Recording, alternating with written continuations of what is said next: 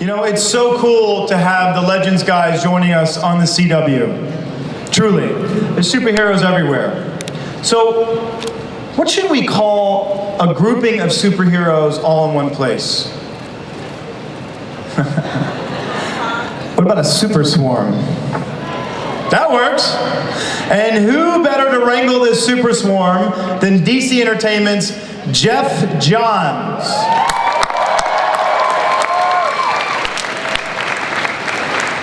I feel like I was just out here, actually. But I really like standing here so I can ask them questions. I'm super excited with Legends of Tomorrow because it is the very first DC Entertainment teen superhero show. And Greg Berlanti and Andrew Kreisberg and Marc Guggenheim, what they started with Arrow was so amazing. And then we built Flash off that. And now DC Legends of Tomorrow celebrates expanding the DC universe, and that's what we want to do. So I'm very, very pleased and proud to present executive producer Marc Guggenheim, Greg Berlanti, our Hawkgirl, Ciara Renee, Martin Stein himself, Victor Garber, the Atom, Brandon Routh, my favorite villain of all time, Captain Cold, Wentworth Miller, our Canary, Caity Lotz, Heatwave, Dominic Purcell, executive producer Phil Klemmer, executive producer Sarah Schechter, and my good pal and DC geek Andrew Kreisberg.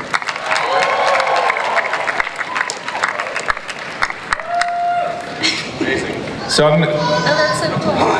I'm going to start with Greg and Marc and Andrew and Phil. And I know the answer to some of these questions, but I'm going to ask them anyway. So obviously we've introduced these great characters, except for Hawkgirl, these great characters in the series Arrow and Flash, and the idea kind of came to do something with them because there were so many wonderful heroes and villains out there. How are we going to see this show roll out from Arrow and Flash this year? Well, you know, the first few episodes of Arrow and Flash are going to do what we call table setting, which is, you know, we've got various characters that have to be put on the chessboard so they can go into Legends. For example, people in Starling City feel that Ray Palmer died in a horrific explosion, and he needs to be restored to normal size. Sarah is not dead, or needs to be not dead in order to be on Legends. So we're going to be using the early episodes of both shows to place these characters sort of back on the table, and then the crossover will play into Legends that will come on in mid-season. So it's all very organic. And I know one of the characters that we haven't announced yet that will be part of the show is Hawkman. So he'll be coming out. They like Hawkman. Good, I like Hawkman too. I'm going to start with Brandon. So, just because you're so cute when you fly out at the end. Cute, that's exactly how I like so you seem to enjoy being a superhero, but when you start to become a part of a team, how do you think that's going to change Ray Palmer's approach? Is he going to want to be the alpha dog here? I don't know if I could call it alpha male, but he's definitely going to want to take charge a little bit and give his input anyway. Being the CEO of a multi-billion-dollar company, I think he probably thinks he knows a little bit about teamwork and all the best exercises to build a team. So he may be very enthusiastic. Whether he's successful, I don't know.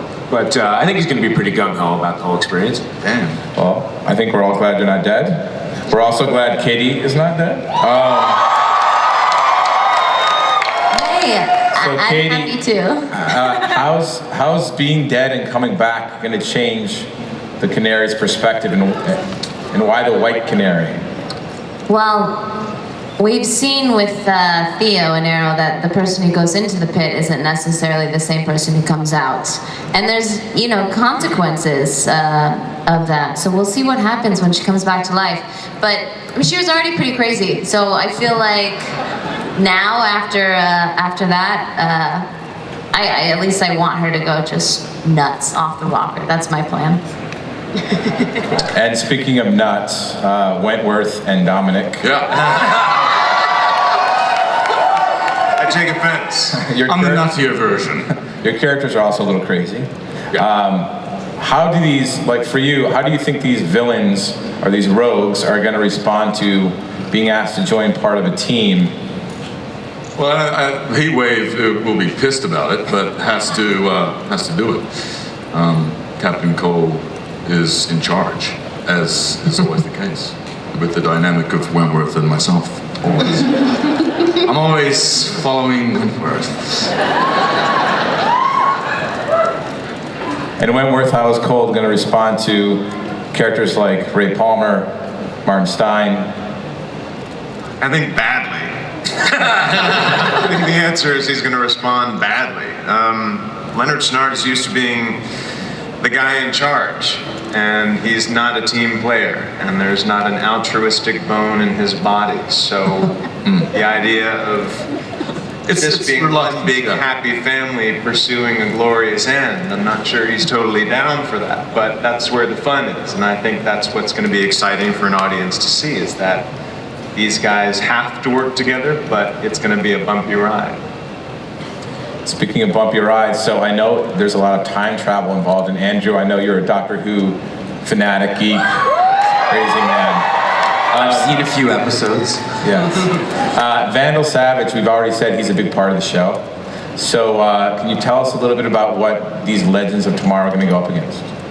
Yeah, I mean, Vandal is immortal. You know, he's been around for thousands of years, like we said. And, you know, when, part of the fun of the show is how do you defeat somebody that you can't kill? And since time travel is going to be such a huge part of the show, they're going to be meeting Vandal Savage in several different time zones. And, part of the fun of the show is watching, if they do something in one time zone, are they affecting it, the rest of history? And I don't know, it's sort of a, we keep talking about how like on Arrow and Flash we'll come up with an idea and then we'll say, oh, that's too crazy. Legends of Tomorrow, all it is the crazy ideas. It's bonkers. and that's really exciting because, it was important for us to not do the same show. We're already doing Arrow and we're already doing Flash and we really wanted to do something different. And this show is going to feel, as radically different from Flash as from Arrow. I'm sorry, I have to acknowledge this. There are so many people here. Thank you so much for coming out and lending your support. We love you guys. Thanks. Sorry, boss. F you. So, Victor. Yes. Hello. Hello. This is my first time here. I am overwhelmed. Oh my God. Yeah. You are unbelievable. You are so kind and generous and sweet. Yeah. All of you. Not all of you, but most of you. I know when you accepted the role in the show, originally everybody was blown away. Like we were so overjoyed to have an actor of your caliber join it. And you brought so much to Martin Stein. Now that Martin Stein's coming in to work with all of these other heroes, and some of them villains, and some of them novices and rookies, how do you think he's going to fit in with this group? And why do you think he's going to get involved in a team like this? I think he's a combination of many things, but I think one thing is he has a certain arrogance that believes that he's actually capable of mediating this dysfunctional family. And that's part of the fun of the character and part of the fun of doing this role is that he does have high ideals and is naive enough to think that this could work. And I think we'll see how he does. I'm confident that he will make it. Confident. And will Firestorm be a part of that equation? Firestorm will definitely be a part of it, and probably more than I even realize. Probably. Ciara, welcome to the DC Universe. It's awesome to have you join the family. And what did you do to prepare for the role of Hawkgirl? you guys were nice enough to send me like 1 million comics, so I've been reading those. I also watched The Arrow and The Flash, finished them because I had already started, but I finished them, so caught up there. But I've also been boxing and doing some martial arts just to kind of try those things out because I think stunts are really cool and I'd like to try them if I can. What's your favorite thing about Kendra? Your favorite aspect about her character? I think just that I think the reincarnation thing is like really, really awesome. And I think it's going to be interesting to see her in these different time periods or whatever and who she was then and who she is now. I mean, it's going to be, as an actor, this is like an incredible challenge. I get to kind of play a lot of different people. And so, Greg, I have to go to you because you're like the super producer. You know, you're doing all these TV shows, and I know how hard you work on everything, and seeing the dedication and the passion you put on everything. It's amazing that that you do what you do. And when Legends of Tomorrow was first happening, it was like, oh my God, can we do a superhero team show?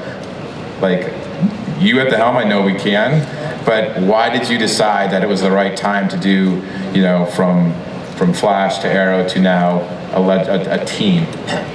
Well, that question gives me the perfect opportunity, actually, to say thank you to everybody in this room, because really, it's the show exists primarily for two reasons.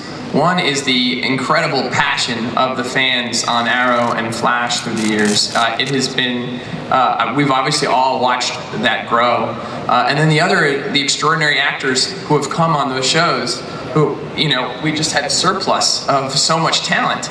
And then finally, just the desire to do a real team-up show in the vein of Ocean's 11 and Magnificent Seven, and you know, just a great kind of superhero team-up. But truthfully, this is entirely really the result of just an incredible group of people who are really supporting shows and have helped us grow them into something that we're really proud of.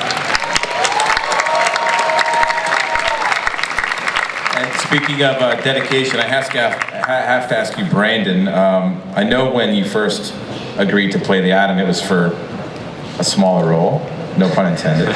And now you're committing to this show, which everyone's thrilled about. Why do you find yourself drawn to the superhero world? Why do you want to continue to work in this universe this way?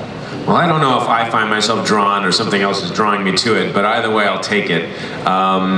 You know, it's a magical world filled with mystery and possibility. That's what we do in film and television, and this is such a heightened level of that. It's so exciting to come and play in the playground every day with the people and the creatively in all aspects of the film and television making, from behind the scenes to us being in front of the cameras. And you know, obviously people are responsive to it, and we have the best fan bases in the genres that we work in, and to know that, you know, people are responding and coming and waiting, you know, all night, sleeping outside to come see the product that we're making just makes us so fulfilling. And, you know, we get to make, you know, silly stuff look awesome every day. Exactly. Andrew and Marc, so what other characters or what other corners of the DC universe have you guys thought about visiting for the show? What are we allowed to visit, Jeff? Yeah, I'm trying to figure out a way to answer that question that doesn't get us in trouble. I think one of the great things about the show is we get a chance to visit all these different corners of the DC universe, not just in 2016, but all throughout all time. So we'll be going to some really, not just incredible places, but incredible moments. And I really don't think I'm allowed to say anything more than that. Oh, okay. What about if you could go to any time period, where would you take these characters and why?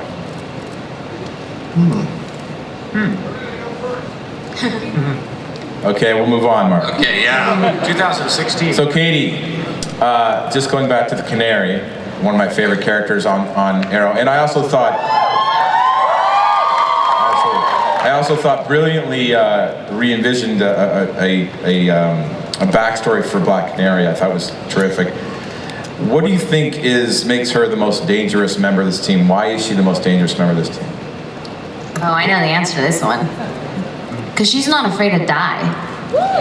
I mean, she has died multiple times. And, I mean, imagine that. Like, really imagine that you have no fear of death.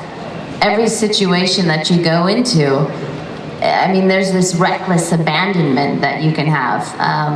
And really nothing can stop her. And you can't threaten her with anything if you're not afraid of dying. Like, so that's why I think she's going to be pretty dangerous in this series, in a good way. And speaking of dangerous, again, going back to the rogues, Wentworth and Dominic, if you have a couple time-traveling rogues, what do you think the first thing Captain Cole and Heatwave would do with the time machine? I think the 70s. Really? That sounds like fun. 70s? Yeah. There's that Starsky and Hutch thing going on online. The 70s for you? Yeah. Nah, 20s for me. I'm a romantic. Yeah, I know, it's impossible to believe, but I actually am.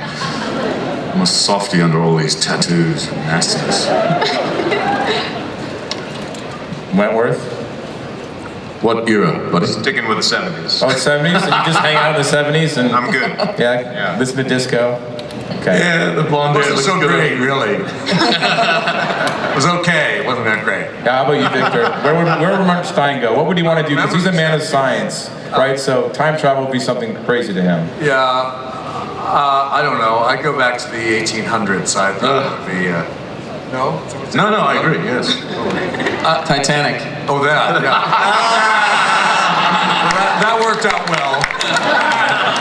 I don't think I'll go back there, no. I'm going to go to Phil Klemmer, who's joining, again, a new face to the DC universe. Great resume here. Phil, why did you, because I know just from talking with everybody at Warner Brothers and development and everything else, that you really have, you know, your pick of shows to go to and work on. And why did you work and pick Legends of Tomorrow? That was one of the easier decisions I've ever made. Yes, you. But you know, I think, you know, being able to return to the Berlanti family, and you know, I had a great time with Tomorrow People, Political Animals, Golden Boy, and I've spent my entire career at Warner Brothers, and to be able to do something like this with a cast like this was literally like a millisecond sort of decision. So yeah, very excited. Well, guys, we got to wrap it up now, but thank you so much for, again, staying tonight and Legends of Tomorrow. Watch Arrow and Flash, see these characters, and then get ready for a crazy kick-ass show. Thank you.